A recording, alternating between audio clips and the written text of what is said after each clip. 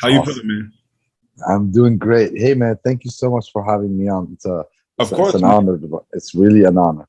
Of course, brother. How many weeks ago did you compete now? I already competed. It was 3 weekends ago. You About go. 3 weeks. 3 weeks So, ago.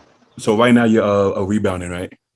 Yeah, yeah. Rebounding and fucking happy, man. Oh, Happy with the extra food for I, sure. I feel like the best part of bodybuilding is the rebound. I think Exactly. Oh that yeah. Oh that's yeah, for sure. that's Most yeah, people that won't know that until they do it themselves. exactly. Yeah, absolutely. Especially the Especially, pumps are insane pumps after the show. uh, Wow. and then the more in shape you get, the better the rebound goes as well. Yeah. Absolutely. Yeah. I kind of one time I over dieted for the show, Hmm. and it was one of the best rebounds for sure Yeah. because you absorb everything you're eating, literally everything. Hmm. And you still working with Brad for the rebound as well? Yeah. Yeah. I'm actually like decided to try a full on off season with him Good. because this is my first time kind of having a serious coach that just to work with in the off season in the prep as well. Yeah. And as you saw, we did a good job. So why not give it another go for next year? Yeah. You know what's Yeah. the funny part is I felt like when I first got into the sport competing, I don't want to say I was against coaches, but I'm like, I got a brain. I could do, and I'm saying like I was like, what are the coach gonna do for me? Like I had that feeling like I know everything I need to know already. I got Google. I'm good to go.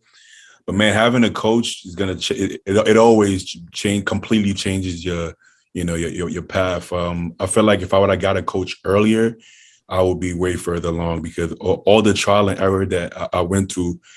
I mean, I don't regret it, but I mean, I could have gone a lot farther. And on top of that, I would used to not listen to my coach. Right, when I first hired a coach, I would listen to like 50%, and then and then I went to like 80%. Yeah. Yeah. Now I'm at 100% finally. But I think I always tell people right off the bat when I get like teenagers or young guys hit me up and they asking questions, I'm like, listen, I'm glad to answer any question you want, but if you're serious, which it looks like you're serious from the questions and the picture that's on your profile, you need a coach, man. You could beat around the bush all the time, but you're gonna need a coach, man. It is what it is. If you want to get there as fast as possible in the right way, hire a coach, man. I always tell people that. That's true.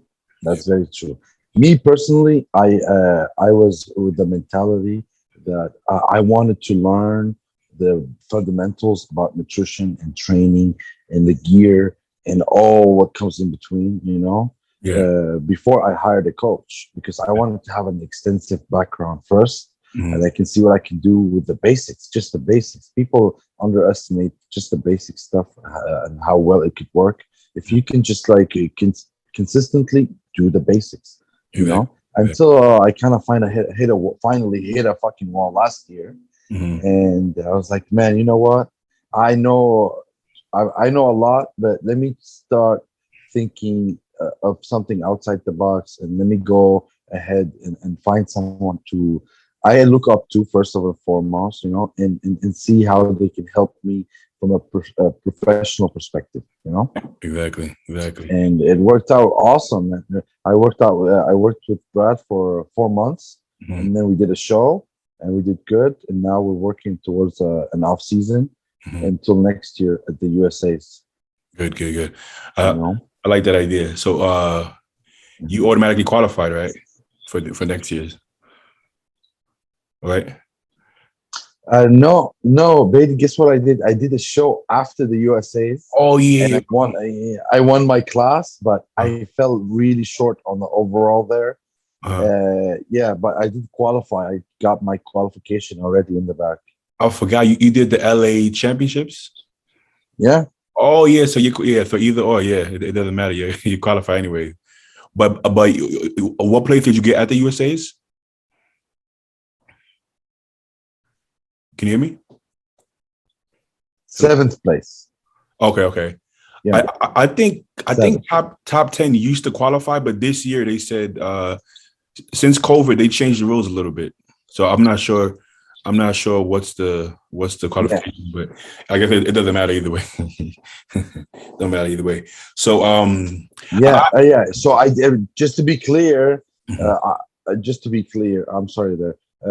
I did 3 shows in a row. It was the LA show first, and Okay. then the USA second, and the third show it's a San Diego show. It's called the Pacific USA, right? I didn't know So that. yeah, so I won both classes in the first one and Uh, the third one. And uh, at the USA's, I got the 7th place. Yes. And both of those overall wins, I came very, very short on 1 point, dude. yeah. And honestly, it was. If I show you some pictures, it was. I actually see. You Okay, can so you'll shake your head over that one, for sure.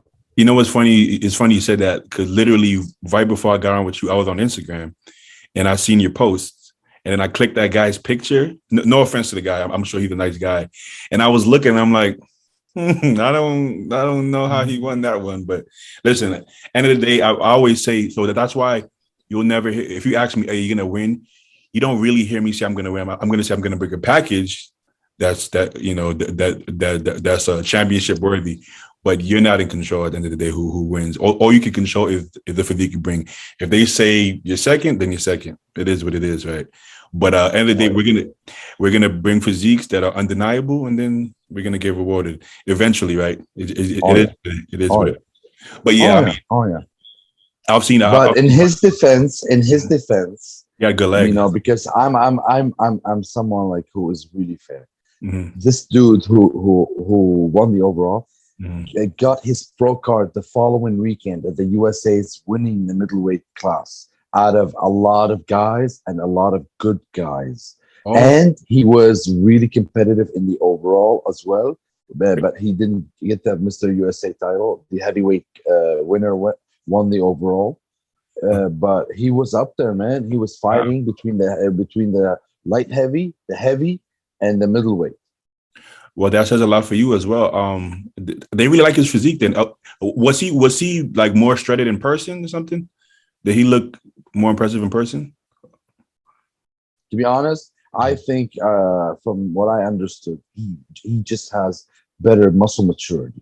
They like okay. They Like like that. yeah, Okay. and he was a tight bit more tighter, a little bit more from the back, I guess. But Okay. honestly, the weight difference was abnormal, man. Not Yeah, abnormal, but like a it's lot. overwhelming. He was at Yeah. 40 pounds worth.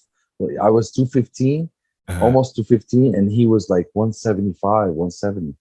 Yeah. So Well, that's a lot of beef, especially standing to someone who's much taller than you and yeah, also has big legs, exactly. Exactly. so it's all right. You win some, you lose some, and honestly, he's a really good champion. Good. So losing to someone who's a good competitor, Mhm. I got no problem with that. How difficult was it to make to suck down to the light heavyweight class? Well, I had to drop 12 pounds in 5 days. Yeah, it was difficult, dude, for sure. We cut the food real low, and the last bit, dude, some diuretics were used, and what helped me a lot was the Arizona is so hot, man, like Yeah, it really, is. really hot.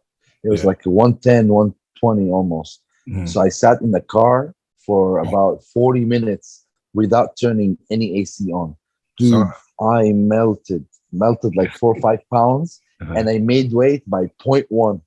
I weighed Wow. in at 198.9, Wow. and as long as he sees 198, he's good. You good. Yeah. They don't really care about the decimal point. Point nine. They Yeah. just want, yeah. So he let me go. You know, Okay. So although I was gonna ask, so I'm assuming you're trying to add tissue next year. So are you gonna move up to the absolutely, heavyweights? Okay. absolutely. Yeah, I got no other choice. That's what I'm thinking. Yeah. I can't do this again. Mhm. No. I was flat a little bit, to be honest. Looking back at my pictures, like a comparison into the weekend before, Yeah. I was more shredded and more tighter, but I was flat I know. as well. I wasn't fully popping. You know that feeling when you're over the carved up just right, Mhm. and when you flex your bicep, like you got it. You got a full tank. I know exactly what you mean. And Mm. I was gonna say you okay. So heavyweight class, and then you're gonna go. Okay, you're gonna go up. All right, good. And you're how tall? Like 5'10"? No, I'm 5'9", 5'9", Heavyweight is good. 5'9". I would say Yeah. I would say most heavyweights getting their pro card are around there, around like 5'7" or 5'9". Anything taller. All right. Yeah. Yeah, and that's a real good way, like a height to build a lot of muscle on. I You agree. know? Agree. Yeah. Yeah. So Yeah. I never actually asked you this. I never asked about your backstory, like how you got into bodybuilding. Where were you born? Where did you go to school? Where did you get your introduction to bodybuilding? That kind of stuff, kind of your background. Mm. Okay. Well, I'm Syrian. I was born in Syria, Mm-hmm. and I'm 29, and I lived for the first chunk of my life in Syria. I went to school there for middle school Mm-hmm. and high school. And during my school days, dude, I was in the soccer team. I was in the basketball team. I was on the track team, the swimming team, in the rugby team. I was like a really good athlete. Okay. And one of those days, I wanted to join the gym just because I wanted to get stronger. Mm-hmm. And I got into the gym. I over there in those countries, in our country, when you sign up to the gym, you automatically sign up with a trainer. You know, so Okay. I had someone kind of overlooking what's going on. It's not one-on-one personal training, but he's like a coach. You can come to him asking him questions. You know, it's Mm-hmm. like a class. You can say if you have questions, you can he will answer whatever you want. So Okay. that guy, the guy got me going, and dude, I got really strong from the first year. Like Mm-hmm. I got really strong, and I was like noticing a lot of strength gains came first before And the development. You not to know. cut you off, but Mm. how? So okay, so around how old were you when you started with that? Like your age? That was 17 Oh, years old, and a year prior to that, when I was 16, I was we had a home gym where I lived. Thankfully, I come from a wealthy family, and where I lived, we had like my mom had an actual home gym set up. So I used to go to that home gym and use all the machines we had, like a lat pull down machine that does multiple things. You know, those that turns into an extension, that yeah. turns into a pec deck. Hmm. You know, Well, so you okay? So you mentioned this and brief. all that. So I started at 16 for sure, and then at 17 I joined the gym, and from there, the rest is history. But look, initially I wanted to get strong Mhm. and just learn more about the human body because I was really fascinated about like, okay, you can change your body. You don't have to look fat or all that stuff. Especially from being an athlete, I wanted to be stronger, but I didn't know how to, and I Okay. wanted to get more muscular, but I didn't know what to eat. You Okay. know? So okay. So you just touched up. You said I was going to ask you how was it growing up in Syria? How different was it from the U.S.? But you said your family was pretty well off, which is I would assume your up Yeah. was pretty good. Is it any different from the U.S. or same difference? How you feel growing up? Um, in terms of, it's very different, very, very, very different. Okay. Different culture, different mindset, different foods, different items, Mhm. different views on life in general. But I'm thankfully enough, struggling. yeah, thankfully enough, I had enough resources to Okay. get me by. And I always say that I wish I was born in the U.S. I can only wonder how well or how developed I could have been Mhm. doing bodybuilding earlier the right way. Yeah. Because I used to look up to a lot of people, like I still do, obviously. They started in their teenage years and they had right guidance. Like I Yeah. have tons of my friends, his mom and dad are pros, and he's born into bodybuilding. Like Yeah. that is a huge, huge thing to boost you up. Like Hunter Labrada kind of thing. Yeah. Imagine having that. You're Yeah. born into a legacy, or you're born into a bodybuilding family, or that would be really helpful. So, but obviously, it wasn't that case with me. So I Mhm. had to learn everything, Mhm. and I had enough resources to get started, like get bigger, get more cut and get more stronger in the gym. And I got really, really strong at the beginning because it was, you know how it is when you're a teenager. You feel invincible and you want to be as strong as possible. I used to load up the leg press, dude, with all the plates and put two of my friends on top of the leg press. Mhm. And I was that kid, you know, I was really strong. And I was always going the right way, like full range of motion. Mhm. You've seen me squat, baby. I've You've seen, seen yeah. it was yeah. So Yeah. it's always like that. It's not new. It's always full range. Never half-ass ranges.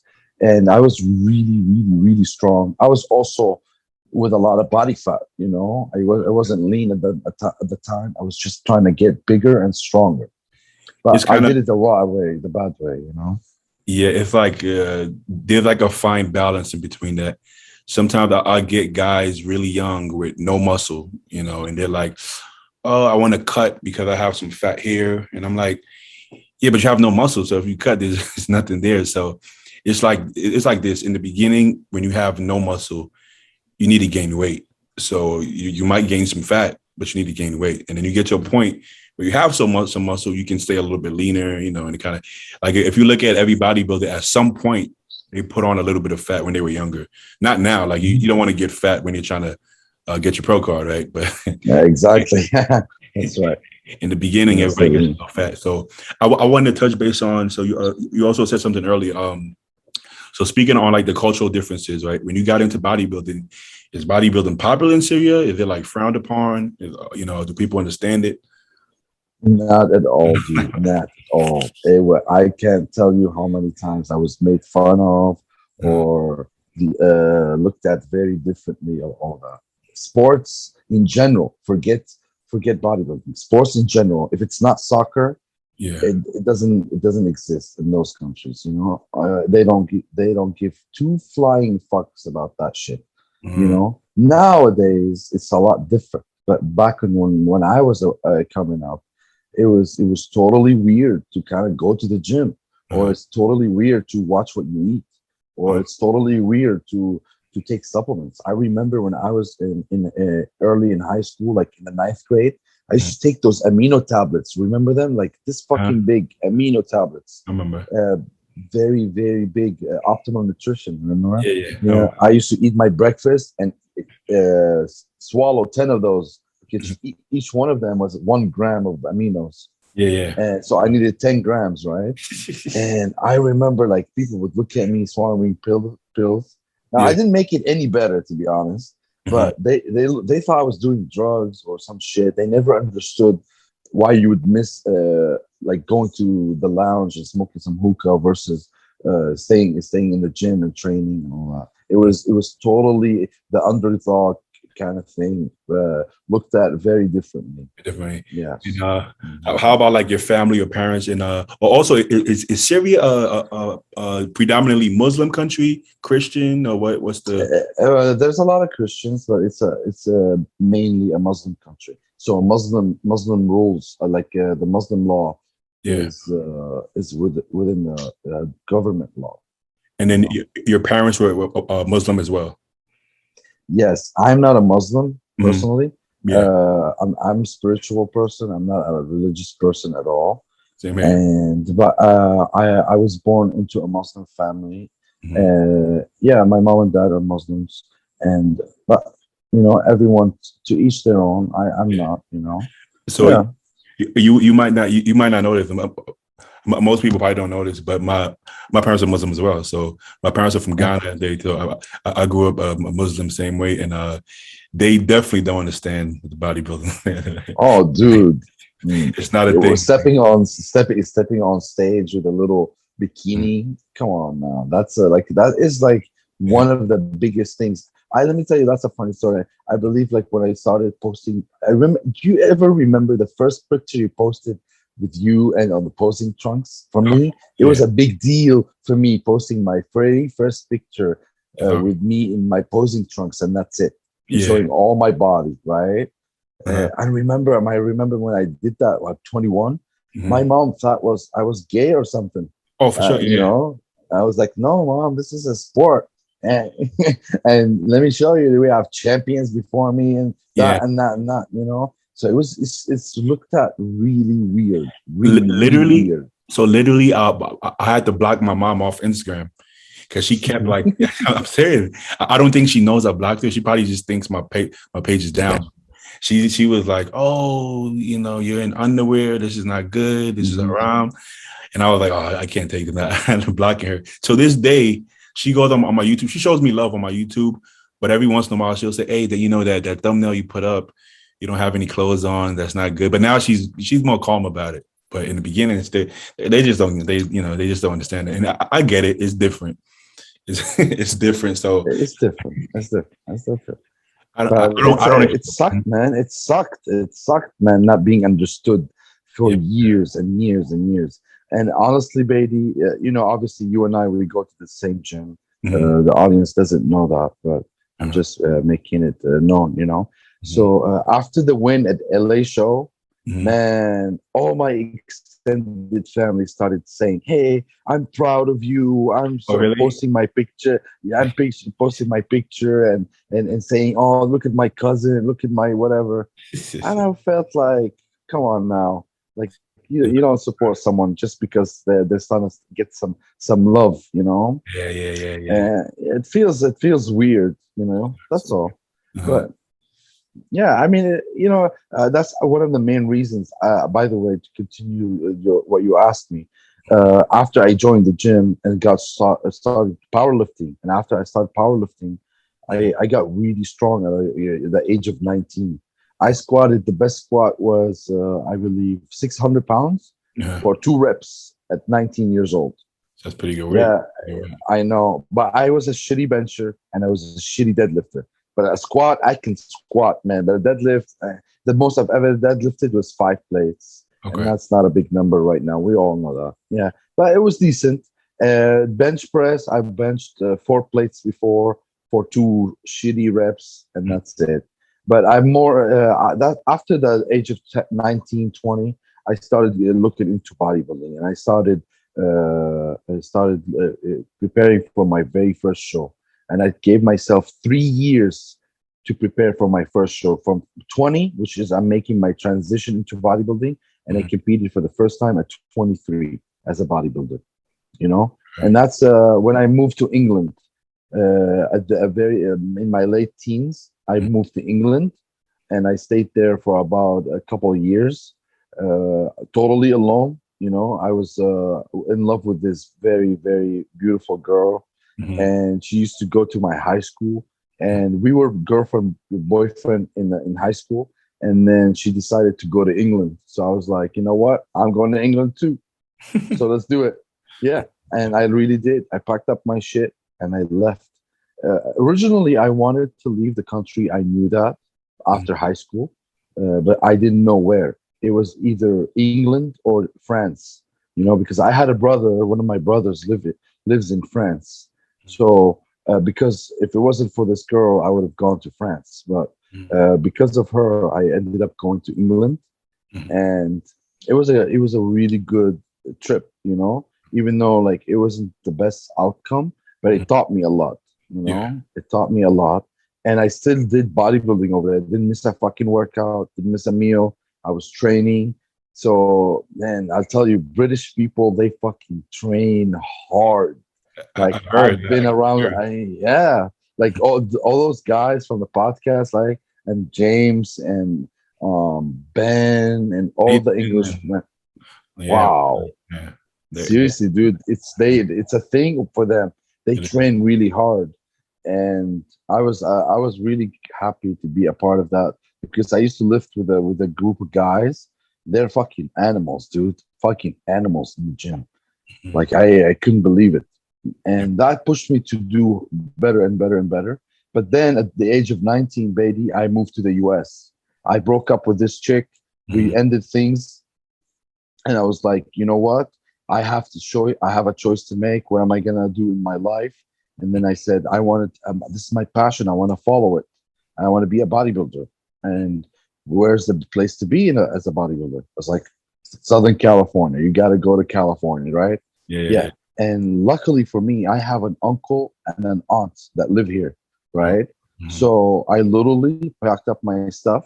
I applied for a visa, Mm-hmm. and I signed up for school, and I came here because from where I'm from, you can't enter the country unless you have a student visa.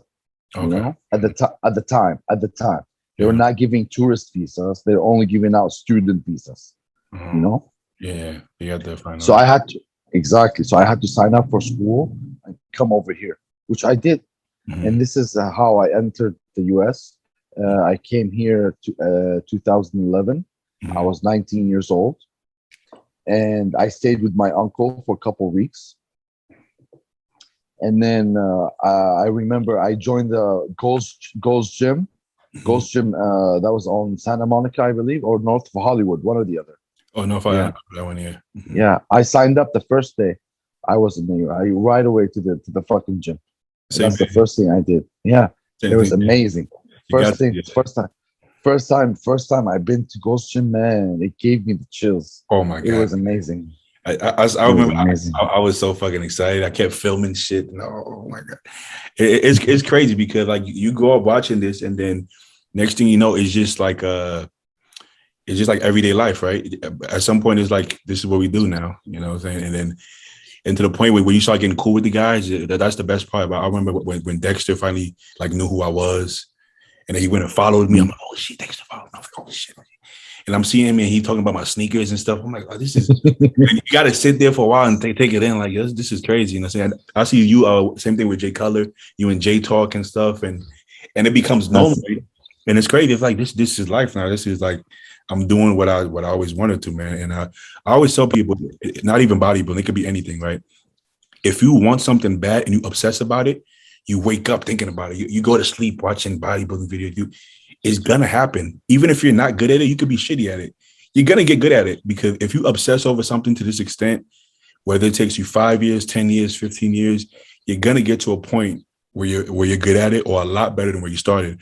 Whether or not you're at the Olympia or you're at the USA's, wherever the level might cap out, you're gonna be so much better than when you started that people are gonna start to recognize you. You know, it could be your work ethic, it could be your physique, something. true. You know what I'm saying? So there's no way around it. Like you had that little idea in your head when you was like 17.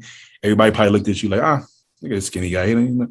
But that same skinny guy becomes the person that everybody's like, oh, now you walk in coach, people are like, oh, look at your legs. How do you do this? And it's only going to get more. I mean, we're still in our 20s, right? So Yeah, but the best one, Beatty, is when the people that hated on you, yeah, life turns back around and they start asking you for advice. happens. That's the best one. That's the best one.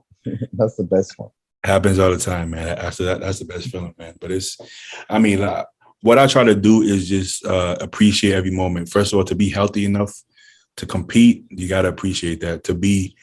Listen, it's a privilege. Like you'll never hear me complaining about, oh my God, chicken breast, but it's a privilege to be able to compete. I remember a time where I didn't have the money. I mean, I still did it, but I couldn't really do it how I wanted to do it because I couldn't really afford it. But I mean, money's not going to stop you. If you want this shit, money's not going to stop you. I would Yeah, I would eat chicken breast all day. I would get cans of tuna fish. You're going to make it happen. So I'm always going to appreciate this. I'm not going to look at it like, oh, this is that's torture. very true. You know, obviously it's difficult, but I'm not going to look at it in a negative way. Like, oh my God, this is so horrible. First of all, I don't have to do this shit. We don't have to do this shit. We can do whatever we want. But I try to enjoy it. Like even right now, I'm prep. My carbs is low. You can never tell because I'm happy. I'm full of energy because I get to do, you know, what I love to do. And how many people can say that? You know what I'm saying? So we got to appreciate it, Zay. Not a lot. Not a lot. Of course. Every day, dude. Every day. I It's a love privilege. In fact, I love you said that. it. That's every show day I do a post of how I look and I say like a prayer or something wise. Yeah, That's what I said this past show. The I saw that. bodybuilding is a privilege. Bodybuilding is a privilege, and I I'm saw really that. thankful just to be able to do it. Forget the outcome, I you seen you. know. Yeah, you was walking around with your phone, and that resonated with me because a lot of people, you know, show that people get nervous, they start acting weird, and they're like mad, and you know what I'm saying. But that's not what it's about, man. You got to enjoy it, man. How long are you gonna be in your 20s? We got one more year. You know what I'm saying? We're not gonna be young and do That's this it. forever. So we have another good 10, 15 years to do this. listen, you could complain about where you placed and the judges and politics, or you can like work and enjoy it. Like I don't want to waste these 15 years like being mad and grumpy and like, no, I'm gonna enjoy this if I'm doing it at the end of the day. You know what I'm saying? But let me switch gears real quick. Very true. Let me switch gears real quick. So a hot topic of conversation has been like coaches. So we got girls, bodybuilding girls dropping dead for some reason.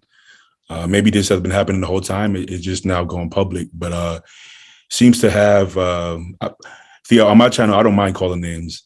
We could use the names. We don't got to beat around the bush. We all know. We all know that. Exactly. I know who you mean now. We all know the main coach. Yeah. So Shelby's getting a lot of slack, right? I've talked to Shelby before via email. Seems like a nice guy. I've seen him on podcasts. Seems like a nice guy. So one of the things that I know we live in a kind of like a cancel culture times. So people jump on people, right?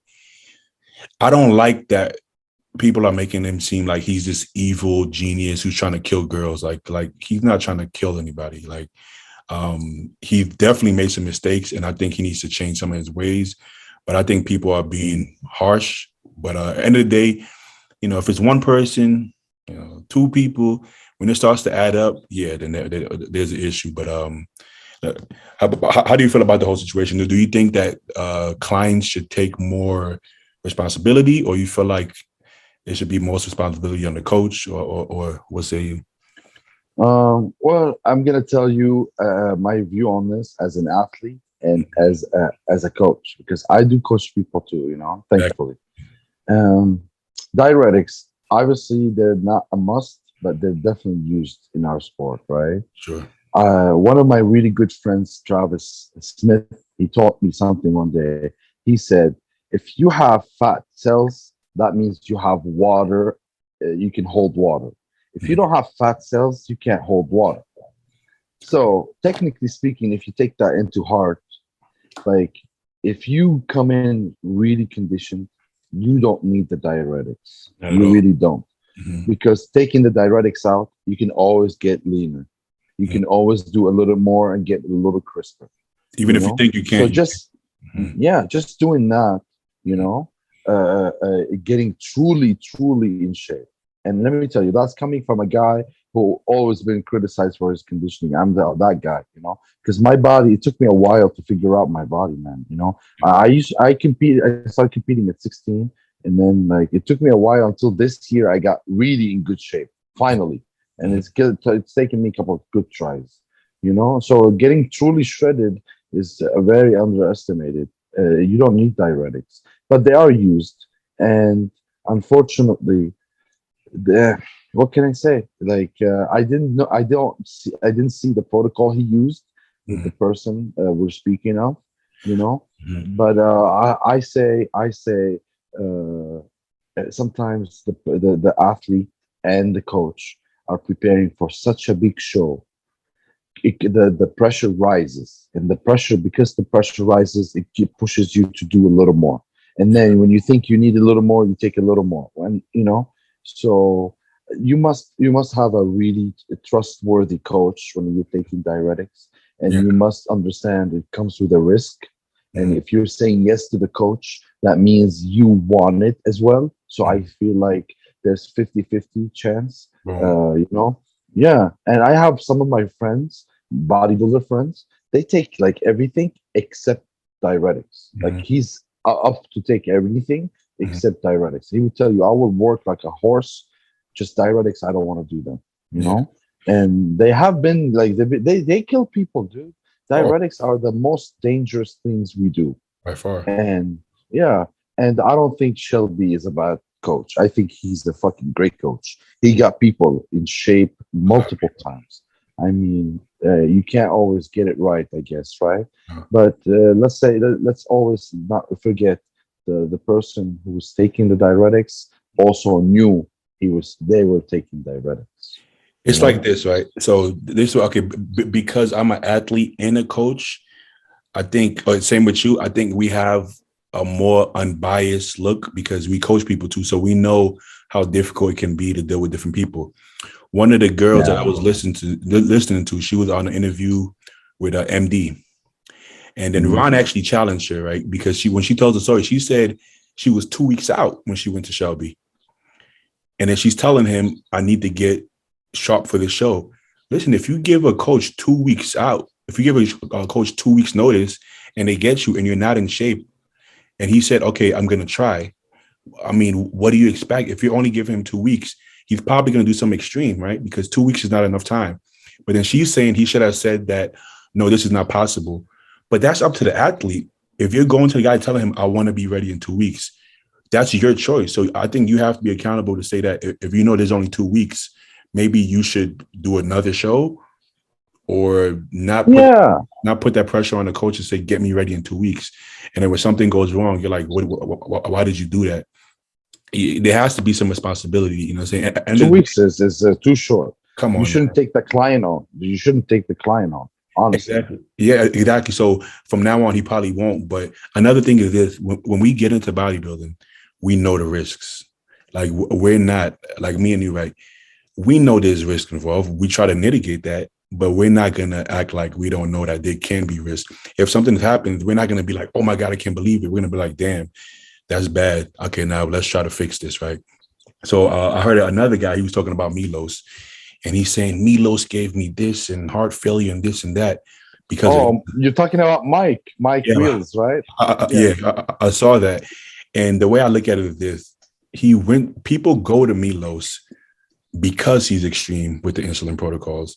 Nobody's going to Milos because they think he doesn't do it. You know what I'm saying? So if you choose Milos as a coach, you're literally going there because it's like choosing Barcelona as a coach. You're choosing him because you know he's going to do whatever it takes. So I feel like if you go to Milos, you know there's going to be crazy insulin protocol. So you go there, he gives it to you, but you want him to give it to you. And if things go wrong, I don't think you can just point the finger right away. You know what I'm saying? I don't know. Yeah. But I actually went to Milos to hire him for my prep a couple of years back. Yeah, because I wanted that extreme from him, just like you said. Yeah, but man, he wanted to charge me like $4,000. That's a lot. And I was like, man, I don't got that fucking money to just for a coach. Imagine the other stuff you're gonna be getting with the program, because that's another $4,000, I'm sure. Yeah.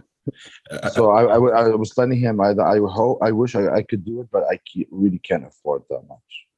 Yeah, so it's like I think that's my issue with the thing, because listen, these people are not PhDs. These people are just regular people with a lot of experience. But just because something worked 100 times, that 101 might go wrong. It's just It is what it is. So I'm never quick to blame. Right now, if Compton tells me to do this and do that, and then I end up in the hospital, I'm not going to say, oh, Compton is the worst coach in history. I'm going to say, listen, this is the game I chose and something went wrong. Now let's find out what went wrong and fix it. That's how I look at it. But Beatty, that's like someone who's extremely wise. Man, you don't hear that every day. You need to know that. Most people are not like that. Most people are like, you did this, you did that, Good point. Like, it's all about how serious you are about the sport. Exactly. Some people, they're doing it for the wrong reason. I agree. You've seen those guys, Yeah. Exactly. But to play devil that advocate on the other side is that, okay, so if you're a coach for 20 years and then you have a client that passed away, it doesn't mean you killed that client. It's like Chad, right? 20 years later, somebody passes away from kidney failure. It doesn't mean Chad killed him, because, he was doing this before Chad and after Chad, you know what I'm saying? But I will say with Shelby, I've seen like lists, and it's been like almost every other year that a girl is dropping dead. That's kind of extreme. So I will say, I think at this point he understands that his diuretic protocol does get girls shredded, because he's bringing in hundreds of girls shredded. But I think he's realizing that it's very extreme and it's too much and it's too risky, because like I said, if it's one girl, that's one thing. But if it's a girl every other year, that's too far. But the same reason why he's bringing these girls shredded is the same reason why they're getting hurt, because girls' bodies, I train girls, I work with girls. Listen, these girls work hard, and it's hard for them to get shredded, man. They can get lean, but to get shredded, really hard. It's tough. So I like to have them lean. I gave them like 20-week preps, right? Sometimes longer. I want them ready by like 6 weeks out. And it's kind of drastic, but that's the only way I feel comfortable, because if not, that's when I have, that's that's when you have to do something crazy to bring them in shape. You know what I'm saying? So um, he likes to go a little more extreme. Me personally, with the girls, I don't need girls coming to me like, hey, my heart is beating crazy. I don't need that kind of stress in my life. So I start them early. I'm like, listen, we're gonna bust our ass, and this might not be for you, because if you're not, if you can't do 2 hours of cardio, if you can't go super low carbs, if you can't bust the ass in the gym, it might not be for you. I've had girls say, give me more drugs, give me, and I'm like, this is not. Yeah, that's which is what I told you. Like basically, if you're truly in shape, you don't need the diuretics, No, no, right? yeah. Yeah, exactly. Plus, I think the diuretics. I also learned this from just doing multiple shows. Mhm. Like if you're not truly in shape and you take diuretics, It it works. makes you look worse. 100%. 100%. Yeah. So if you're not truly in shape, you take diuretics, it dries up your fat cells too, I agree. you know, Agree. and you So look like soft, very soft. You're actually looking better holding water with some fat yeah. versus dry look or with some fat on you, you So know? my first coach, right? I'm gonna say his Mm. name. I don't think this is disrespectful in any way. It's just the way he did his things. His name is John O'Regan. You probably heard John O'Regan. I know. I thought I heard some crazy shit about him. Yeah, he. Luckily for me, I mean, he never gave me like a crazy cycle, but his methods were a little, a little wild. So what he would do with me, because everybody told me something different. With me in particular, he would, let's say 12 weeks out, we'll start a diet. He'll bring me down hard for like 6 weeks. Then he'll feed me a shit ton of food. So I'm going to a show on like 600 to 800 carbs a meal. But that initial drop, my metabolism is on fire. So I'm lean, but far from shredded, but lean enough to look decent. And then he'll just keep me there. So I'm watery, but pretty lean. He'll just keep me there all the way till 2 weeks out. And then he'll start diuretics about 2 weeks out. So his goal is to have you big as hell. He turned Dallas pro like, with that same thing, to have you big, Yeah. and you still have maybe like 9-10% body fat. But then now he'll dry you up. So it's an illusion. You're not actually lean, but the illusion is that you're bigger than you look like, because you have body fat, but you're hard. So the anti-estrogens go way up, diuretics come in. So his method is, I'm going to make people look bigger than they are. You know what I'm saying? But it might be a little dangerous, but they're going to look bigger than they are, but they're going to be hard. Not lean, hard. I've seen it work. But I've seen it work. but Mm. what about the glutes? Like when you turn Boom. around? That's 100% the only huge problem with that. The first problem is that much direct can be dangerous, but nobody brings in glutes. Dallas turned pro, saggy glutes. Everything else was great, saggy glutes. Same with me. If I show you the pictures from the front, you're gonna be like, damn, baby, that was you at 22. Wow, what is crazy. But you ain't gonna see the back pictures, because the back pictures look horrible. So the glutes connect with, This because the glutes are fat. So the glutes, oh shit. but the everything here striated, triceps, everything striated. Even my quads was in shape. Glutes and hamstrings non-existent. So at the local level, he would have guys win, including myself. I won local shows. But at the nationals, you're not winning nationals with no glutes and hands. It's not happening. Not happening. Dallas kind of got lucky because he was so. No way. Dallas got lucky because he was so big, tall, and wide. You know what I'm saying? And the guy that actually won did masters, so they gave him his pro card in the masters, and they just gave Dan that. Decker. Oh, so you know your history. You know your history. So Of course, of course. technically, Dallas wouldn't have turned pro, but if you seen him in person, he's so big and wide that he honestly makes everybody looks like kids. So it makes sense. But the glutes are saggy, man. He was Saggy huge. glutes. I know. So John, that was I John's know. I know. method. What? Yeah, I'm that was sorry. Maybe the voice is a little ahead. slow on my end. You Yeah. hear me a couple seconds later. Uh, yeah. So I think coaches sometimes get stuck in their ways because it works. If something works, they get a pro card. They're like, oh, let me keep doing this. But it can be dangerous. For sure, it can be dangerous. For me and my body type, it wasn't it, because my glutes it's very hard for my glutes to come in. So if you do that to me, my glutes look like an old man. You don't want the old man, old man glutes. And then after John O'Regan, you work with somebody else? No, I did my own thing, and then I went to Compton. So I did my own thing for the first show. Then the second show I did John. Then I did my own thing, and then I worked with Compton in 2018 when I moved to LA in 2017. Worked with Compton in 2018, won the overall. But to be honest, Compton was helping me, but I was kind of doing my own shit still. I wasn't Yeah. ready. I wasn't ready to give it up yet. But at that point, I started thinking that maybe I should, because I was doing more cardio than he told me. I was eating less food than he told me, and my look was good enough to win. But I was like, this is not, from what I've seen. If I'm 280 in pretty good shape, I shouldn't be coming in at 230. Like, I'm like, this is what's going on. Like, where's everything going? Because I was overdoing it. And then last year, I noticed it even more. First of all, I didn't give him any time. I gave him 12 weeks. And at that time, I hadn't competed in 2 years. So I was fat and small. Then I gave him 12 weeks to get me big and That's not enough. that's not even close, man. Like, realistically, I needed like 6. I needed a full off season to gain the muscle back, and then a full prep. But I mean, I was so like antsy to come. Yeah. I don't regret it, because I think it gave me a good set point. Because after being lean, now the rebound and off season went great. If I would have just stayed fat, then that wouldn't be good. But I needed the motivation, because the competition gives you more motivation. So maybe not the USA's wasn't a good idea, but I probably needed a show. I should have did a local show. USA's the big show. Yeah. And I know, but listen, I swear to you, I thought like I was gonna be. I had mixed feelings, because I knew I was good, but I didn't know.